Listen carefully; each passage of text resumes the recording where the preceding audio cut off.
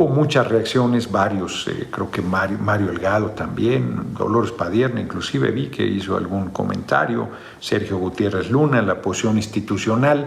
Entonces, esa disputa está todavía, insisto, por madurar y de pronóstico reservado, pero el INE ya perdió.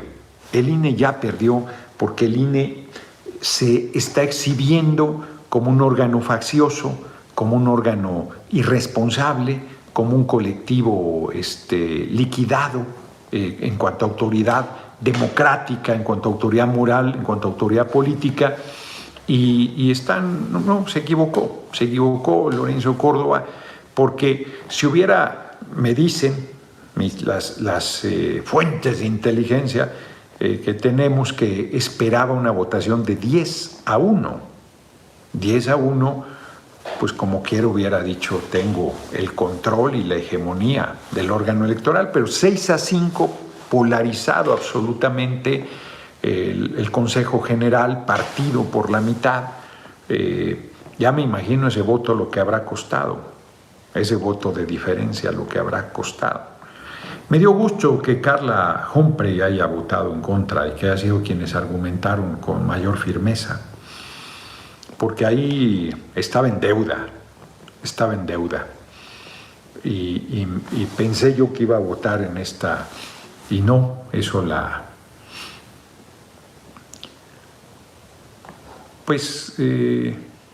sí mejora su imagen, porque había hecho un papel lamentable desde mi punto de vista.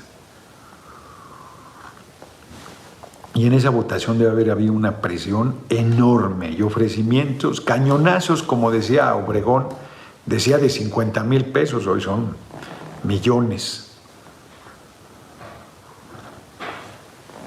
Lo que se ofrece, porque es mucho lo que está en juego, son muy torpes, ya que entré a ese tema, son muy torpes porque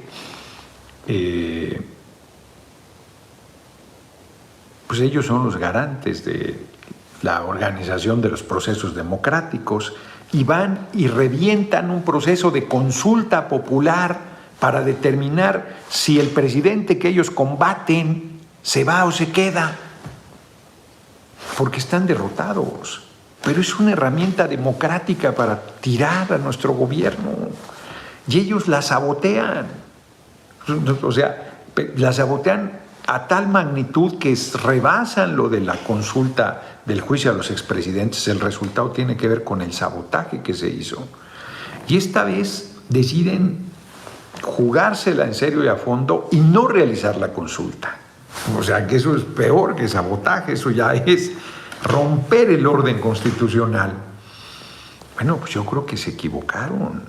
Yo creo que quienes los llevaron a esa posición, flaco favor les hicieron, porque si el INE ya no tenía credibilidad, hoy queda en una condición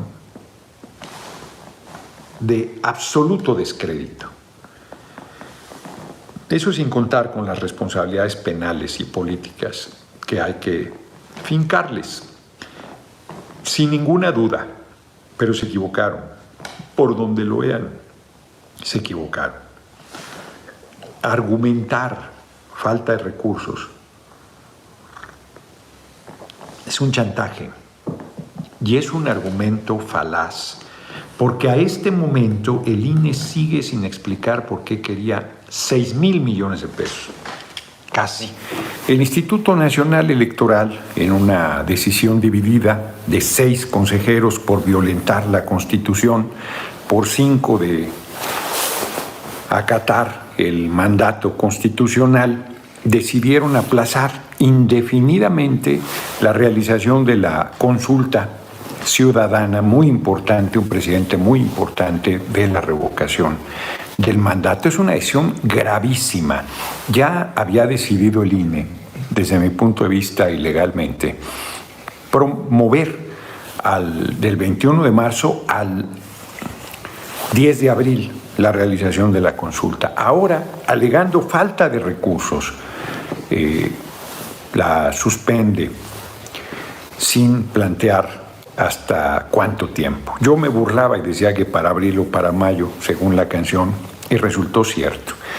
Hace un año, en enero, se cumplirá un año que yo promoví un juicio político contra Lorenzo Córdoba y Ciro Murayama.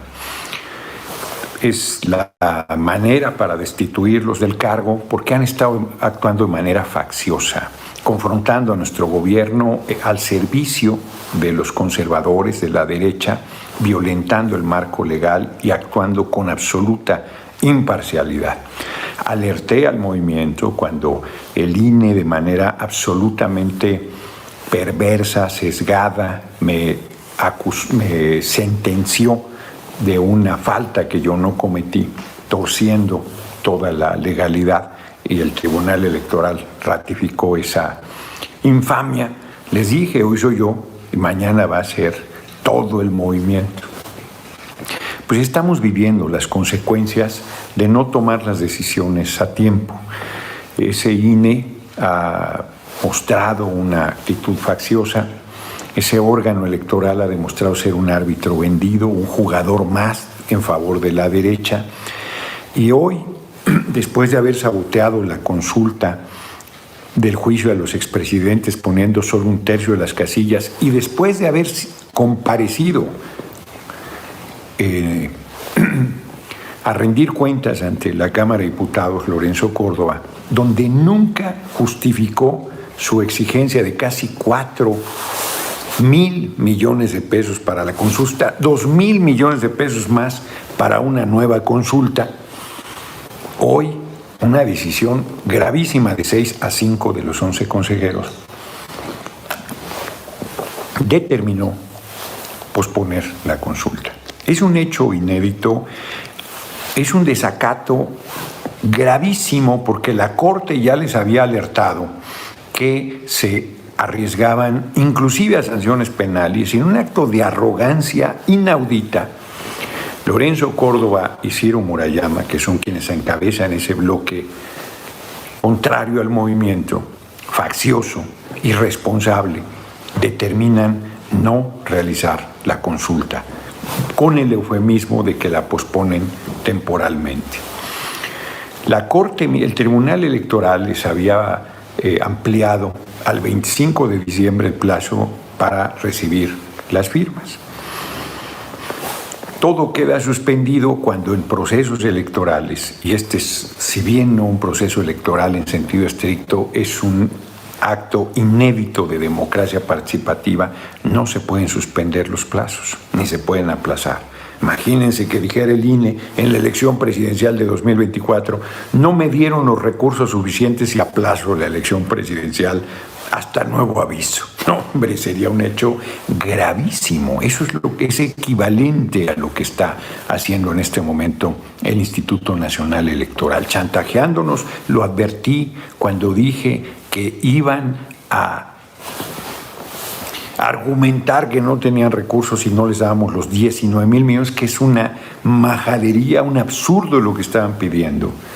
Y tienen 1,300 millones en fideicomisos de dinero del pueblo que ellos decidieron desviar para otros fines diferentes a lo que era el mandato del presupuesto que recibieron, y ellos fueron esos recursos desviándolos. A esos no los tocan, eso no les importa, pero dicen que no tienen recursos suficientes. Los argumentos de los consejeros y las consejeras que votaron en contra de esta aberrante decisión son contundentes, no tengo que reproducirlos aquí. Podrían haber hecho una consulta en marzo, como la aplazaron, en abril, perdón, sin una serie de mecanismos, conteo rápido, por ejemplo, ¿qué quieres un conteo rápido?